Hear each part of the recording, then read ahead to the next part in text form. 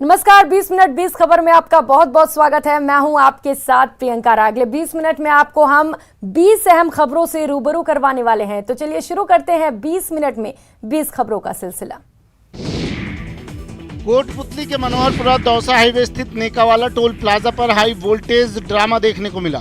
यहां अलवर शहर विधायक से टोल कर्मियों ने आई कार्ड मांगा तो विधायक के ड्राइवर ने टोल कर्मी को थप्पड़ जड़ दिया। ये पूरा घटनाक्रम सीसीटीवी में कैद है। सीसीटीवी कैमरे में दिखाई दे रहा है कि विधायक का ड्राइवर टोल कर्मियों से बहस कर रहा है। इसी दौरान उसने एक टोल कर्मी को थप्पड़ मार दिया। इसके बाद उसके गाड़ी से डंडा निकाला, लेकिन लोगों ने बीच बचाव कर मामला शांत किया। दरअसल विधायक संजय शर्मा जयपुर की ओर जा रहे थे। नेकावाला टोल प्लाजा पर टोल कर्मियों ने विधायक के ड्राइवर से विधायक का पहचान पत्र मांग लिया। इस पर विधायक ने पहचान पत्र दिखा दिया। बाद में ड्राइवर ने टोल मैनेजर को बुलाने की बात कही। इसे लेकर टोल कर्मी और ड्राइवर में बहस हो गई। बहस के बाद टोल मैनेजर मौके पर पहुंचा और विधायक से माफी मांगते हुए उन्हें जाने का आग्रह किया। सूचना पर रायसर पुलिस मौके पर पहुंची और 3 टोल कर्मियों को हिरासत में लिया है।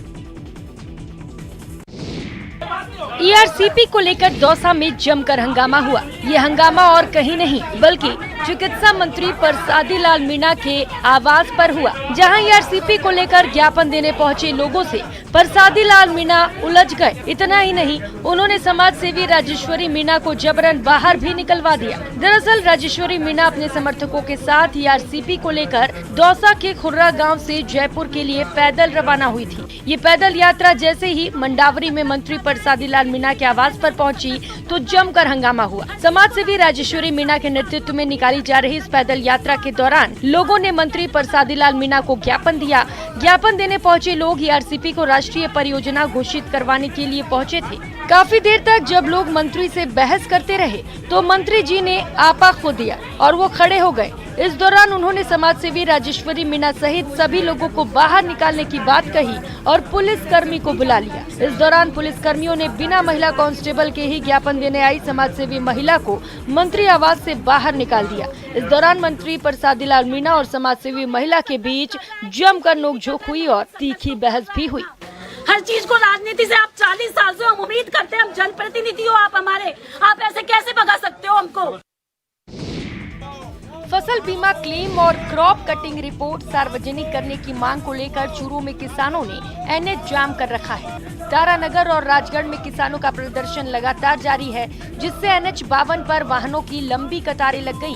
अपनी 18 सूत्री मांगों को लेकर जिले में पिछले 130 दिनों से किसानों का धरना प्रदर्शन जारी है। इस बीच प्रशासन से वार्ताएं भी हुई, लेकिन बेनतीजा निकली, जिसके बाद किसान सभा के बैनर तले किसानों ने 16 जुलाई से एनएच 52 पर जाम लगा दिया। किसान आंदोलन का केंद्र अभी डोकवा गांव है, जहां बड़ी संख्या में किसान मौजूद हैं। सड़क मार्ग के दोनों ओर करीब 15 किलोमीटर लंबी वाहनों की कतारें लगी हुई हैं, जिससे खासकर ट्रक चालकों को परेशानी का सामना करना पड़ रहा है।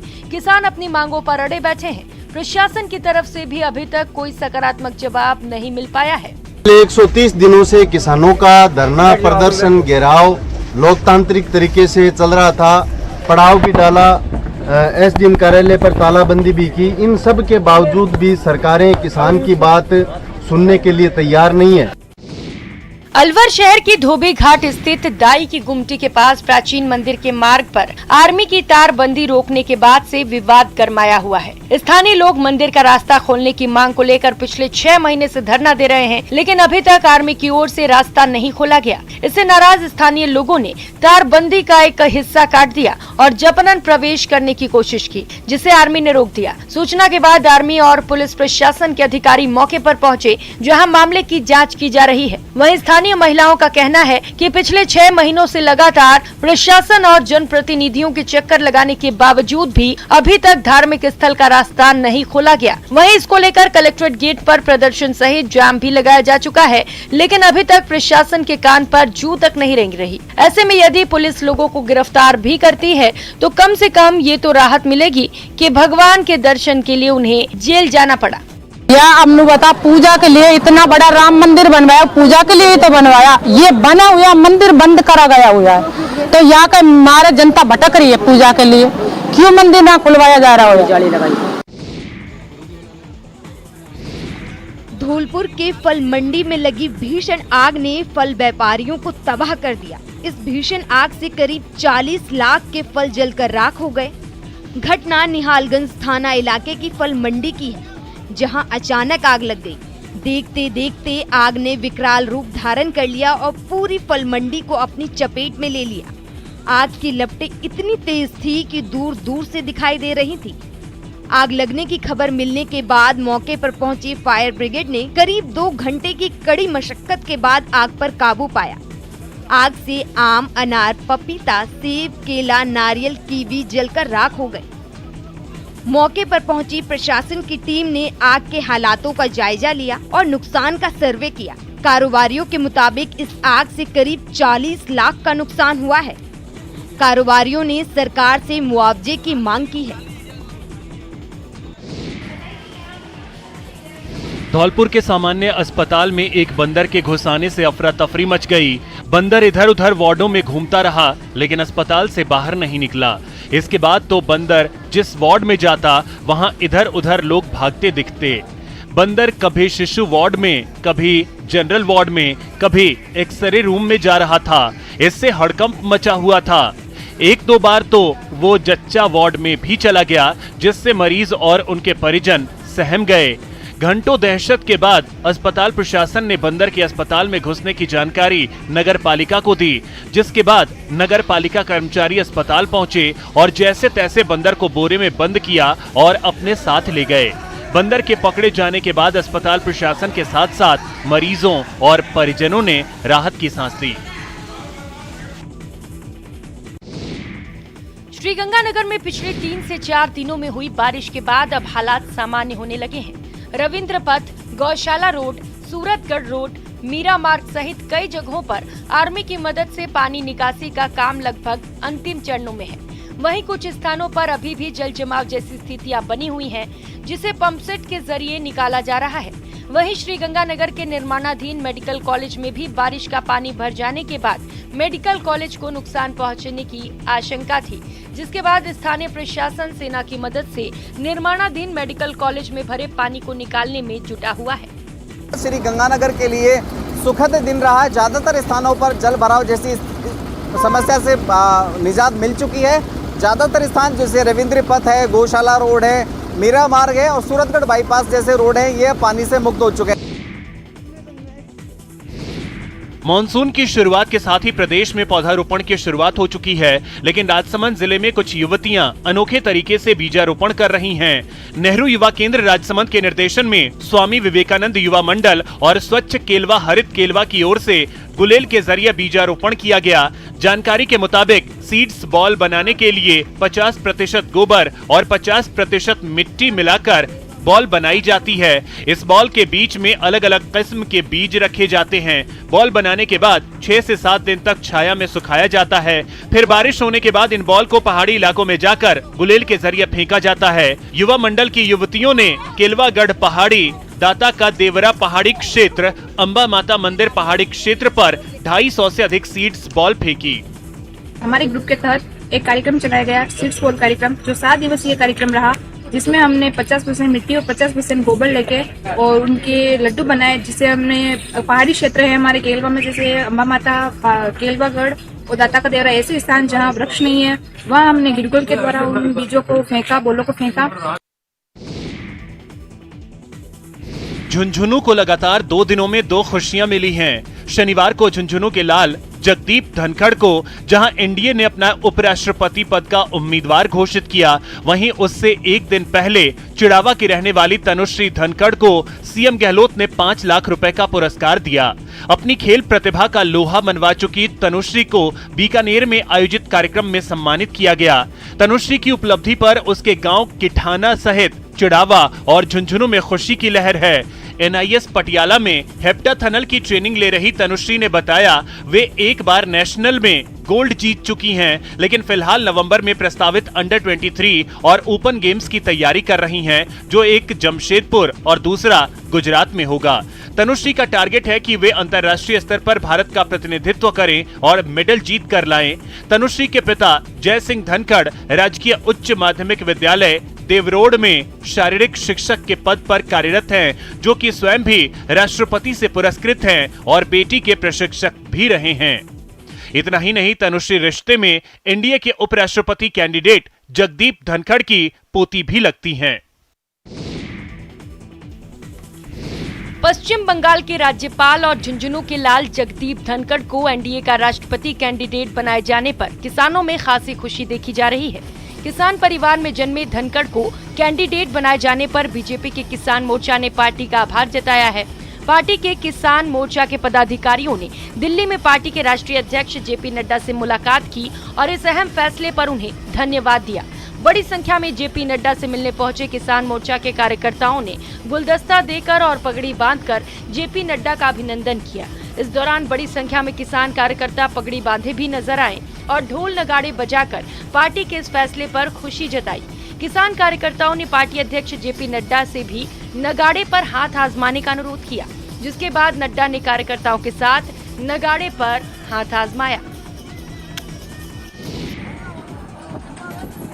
तमिलनाडु के कुल्लाकुरिची में 12वीं क्लास की एक छात्रा की खुदकुशी के बाद जमकर विरोध प्रदर्शन हुआ। इस दौरान प्रदर्शनकारी स्कूल में घुस गए और तोड़फोड़ की।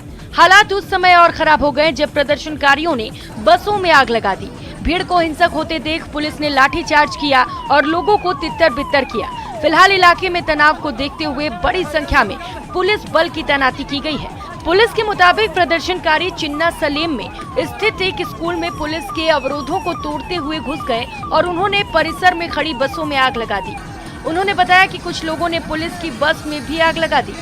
पुलिस कर्मियों ने प्रदर्शनकारियों को तितर-बितर करने की कोशिश की, लेकिन थोड़ी देर में वे फिर से इकट्ठा हो गए और तोड़फोड़ की। बता दें कि 12 जुलाई को कल्लाकुरिची के पास चिन्ना सलीम में एक प्राइवेट स्कूल की कक्षा 12वीं की छात्रा ने खुदकुशी की थी। छात्रा ने सुसाइड नोट में स्कूल के 2 टीचर पर प्रताड़ित करने का आरोप लगाया था।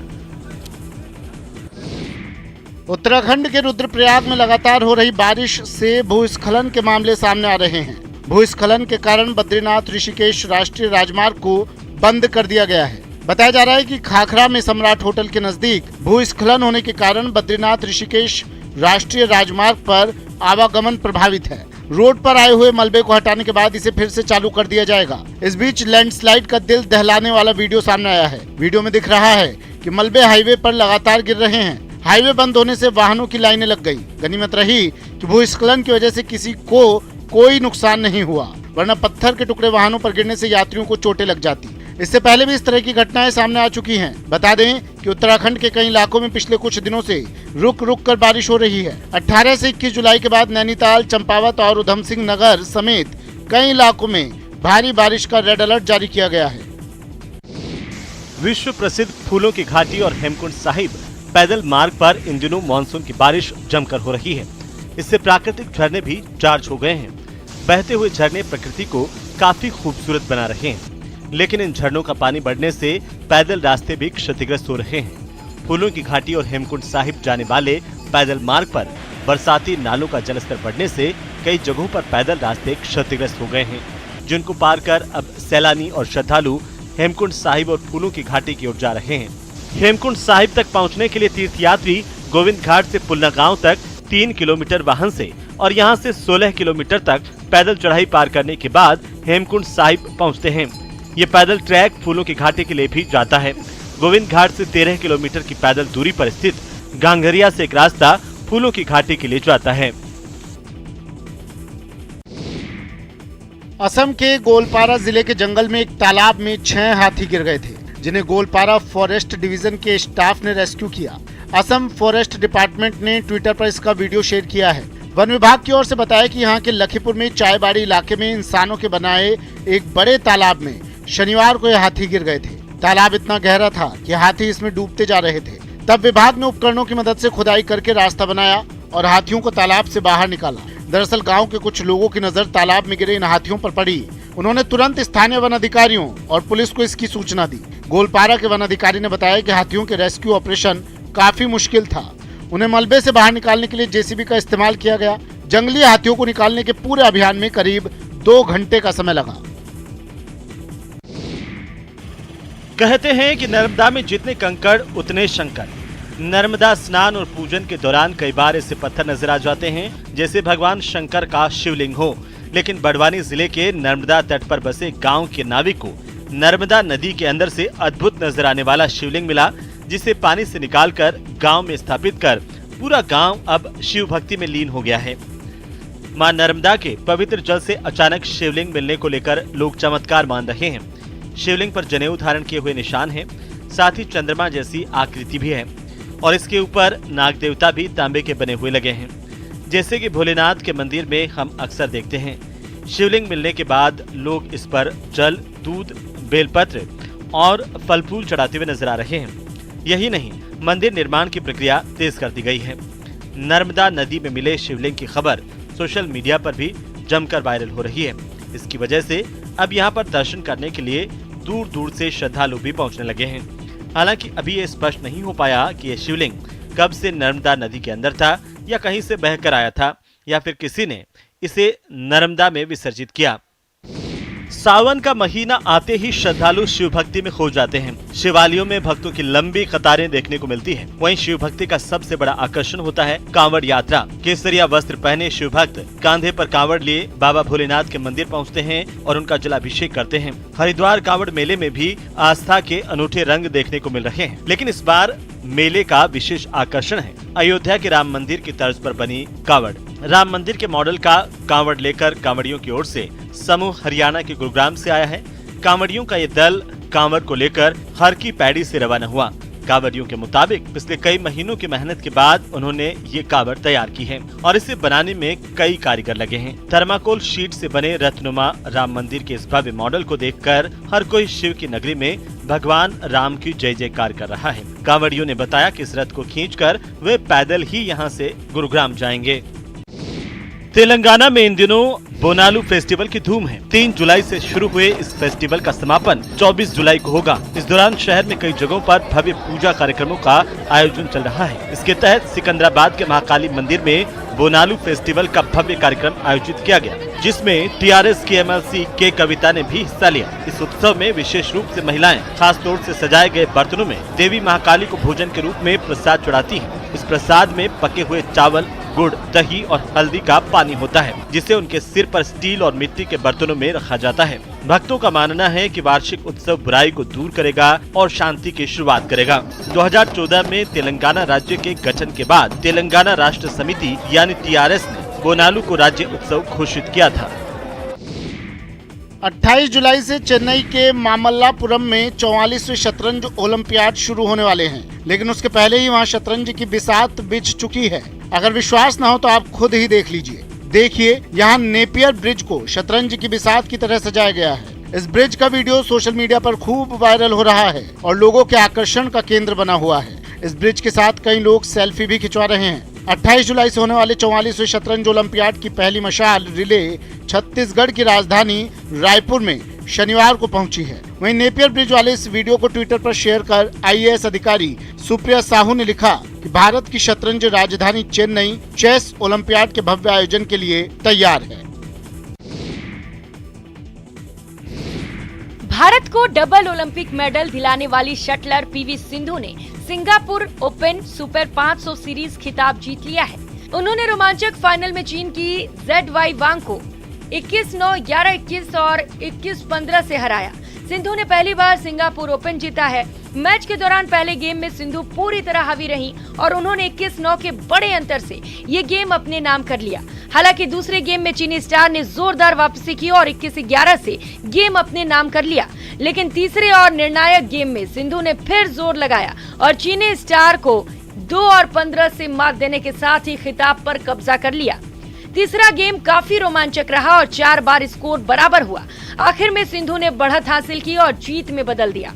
पीवी सिंधु सिंगापुर ओपन जीतने वाली तीसरी भारतीय खिलाड़ी बनी है। वे ये ट्रॉफी हासिल करने वाली दूसरी भारतीय महिला शटलर भी हैं। उनसे पहले साइना नेहवाल 2010 और साई प्रणीत 2017 में ये टाइटल जीत चुके हैं। ऐ जाते हुए लम्हों जरा ठहरो, मैं भी तो चलता हूँ, जरा उनसे मिलता हूँ। जो एक बात दिल में है उनसे कहूँ तो चलूं।